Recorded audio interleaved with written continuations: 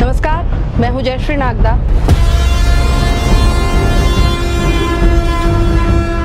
एक 8 साल की बच्ची अचानक से गायब हो जाती है। पूरा गांव उसको ढूंढने लगता है, परिवार। आप भावुक हैं। एक बहुत बड़ा दुख माँ के सीने पे इस वक्त है। मैं सवाल भी नहीं पूछ पा रही हूँ। जो कुछ यहीं से उस हंसती खेलती बच्ची को आवाज दी गई थी। अब मैं जहां आपको लेकर के जा रही हूँ वो बाड़ा वही है कि आज हमारे जो शब्द हैं, जो अमूमन कभी नहीं कम पड़ते, कभी नहीं लड़खड़ाते, लेकिन आज लगता है कि शब्दों की कमी सी हो गई। तो क्या इसको फास्ट ट्रैक में लेकर के जल्द से जल्द न्याय दिलाने की एक नजीर पेश करेगी सरकार, और ये बात क्या आप वहां तक पहुंचा सकेंगे? पुलिस अधिकारी के आंखों में आंसू आ जाए तो, और यहाँ देख करके, खड़े रह करके भी वो एक मंजर हमारी आंखों के सामने आ जाता है। मैं अपने उपवन की नन्ही कली थी, इठलाती नाचती परी थी, पापा मम्मी की लाडली, नाजों से पली थी। पर मैं तो भूल गई कि मैं एक लड़की थी, क्रूर वासना का शिकार बनी।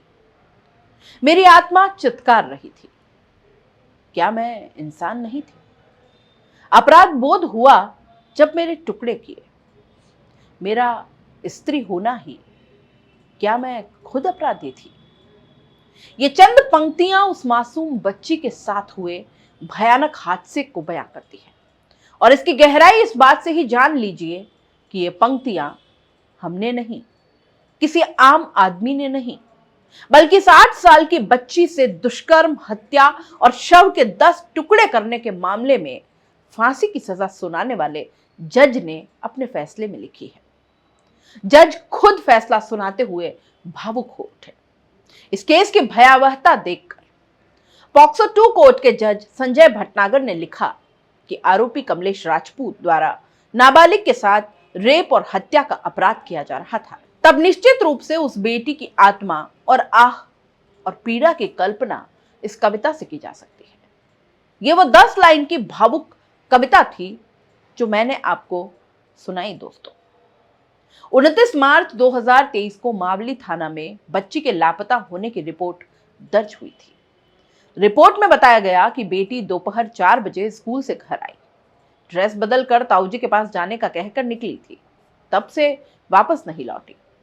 पुलिस ने डॉग स्क्वाड की मदद से तलाश शुरू की। 1 अप्रैल को पीड़िता का शव एक खंडहर में एक बोरे में पड़ा मिला था। उसी दिन पुलिस ने आरोपी को गिरफ्तार कर लिया। घटना के दिन आरोपी घर में अकेला था। उसके माता पिता घर नहीं थे। वो खिड़की में बैठकर मोबाइल पर पॉर्न मूवी देख रहा था। उसे चॉकलेट का लालच देकर बच्ची को घर में बुलाया और उसके साथ रेप किया। बच्ची के मुंह में कपड़ा ठूंस दिया। इसी दौरान बच्ची ने दम तोड़ दिया। बाद में आरोपी ने बच्ची के शव के 10 टुकड़े कर डाले और माता पिता की मदद से शव को घर से करीब 200 मीटर दूर एक खंडहर में फेंक आया। दोस्तों, मैंने खुद जाकर वहां का हाल जाना था। बेबाक राजस्थान ने तमाम रिपोर्ट्स वहां की आपको दिखाई थी। बहुत खौफनाक मंजर था। हर तरफ डर का साया था। हर कोई सहमा हुआ था। खुद कमलेश के परिवार, जिनमें चाचा ताऊ से बात की थी, उन्होंने भी कहा था कि इस तरह का काम करने वालों से हमारा कोई लेना देना नहीं है। स्कूल वीरान, सड़कें वीरान, और यहां तक कि वो खंडहर और आरोपी का घर तक मैंने आपको दिखाया था। मैंने उस भयावहता को वहां महसूस किया था, और ये सब सुनते हुए शायद जज साहब ने भी वही पीड़ा महसूस की, उस मासूम की जिसकी जिंदगी एक दरिंदे ने अपनी हवस मिटाने के लिए खत्म कर दी। परिवार को दिए तमाम मुआवजे, मदद और आश्वासन इस बच्चे की कमी पूरी नहीं कर सकते।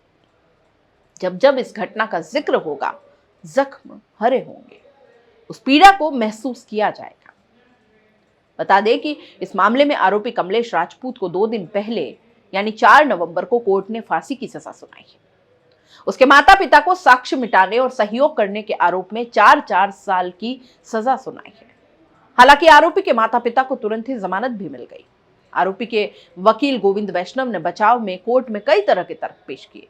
उन्होंने कहा कि परिवार बीपीएल श्रेणी से आता है, गरीब है, वहीं आरोपी युवा है और उसके माता पिता का इकलौता बेटा है। माता पिता बुजुर्ग हैं और गरीब होने से वे स्वयं का वकील तक नहीं कर पाए। जज संजय भटनागर ने फैसले में टिप्पणी करते हुए लिखा कि आरोपी कमलेश राजपूत ने घिनौना और मानवता के खिलाफ अपराध किया है। वहीं आरोपी के माता पिता ने इकलौते बेटे के प्रेम में वशीभूत होकर कानून की मदद नहीं करते हुए उसे बचाने का प्रयास किया। इस पूरे मामले पर आप क्या सोचते हैं दोस्तों?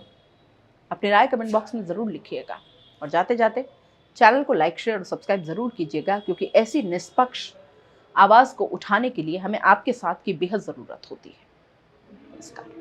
तो दोस्तों, खास मुद्दे की बात और उन लोगों के काम की बात जो बनना चाहते हैं सोशल मीडिया यानी यूट्यूब और इंस्टाग्राम पर एक बड़ा इन्फ्लुएंसर और महीने के हजारों लाखों कमाना चाहते हैं, तो आपके लिए बेबाक राजस्थान एसके क्रिएटर्स के साथ में लेकर वो चीज आए हैं, यानी कि मास्टर क्लास कोर्स लेकर आए हैं जो आपको बनाएगा इंस्टाग्राम और यूट्यूब का बादशाह। आप यूट्यूब के चैनल पर 0 से लाखों सब्सक्राइबर और इंस्टाग्राम पर भी 0 से लाखों फॉलोअर्स कैसे बनाने हैं, कैसे बनेंगे, यूट्यूब चैनल बनाने से लेकर लाखों सब्सक्राइबर गेन करने तक हर छोटी से छोटी जानकारी इस मास्टर क्लास के अंदर आपको सिखाई जाएगी। सब कुछ सिखाएंगे। 2 महीने की ये मास्टर क्लास है। हर हफ्ते 5 क्लास होंगी। आप बन सकते हैं 0 से हीरो।